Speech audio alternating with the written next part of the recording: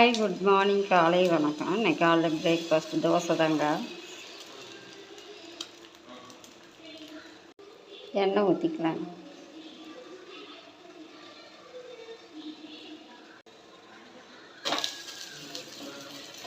தோசை எடுத்துக்கலாம்.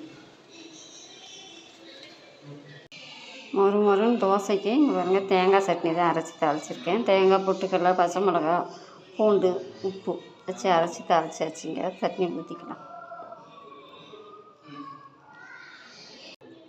சட்னி ஊற்றிக்கலாம்.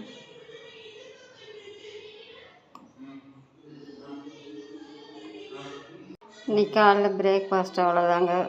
மொறுன்னு தோசை, தேங்காய் சட்னிங்க. இந்த தேங்காய் சட்னிக்கு தோசைக்கு காம்பினேஷன் நல்லாயிருக்கும், டேஸ்ட்டாகவும் இருக்கும். எங்கே இந்த வெயிலுக்கு சாப்பாடு, தோசை, இட்லி எதுவும் சாப்பிடுவோம். தண்ணியாக குடிச்சு தான் வயிறு எப்புற மாதிரி இருக்குது.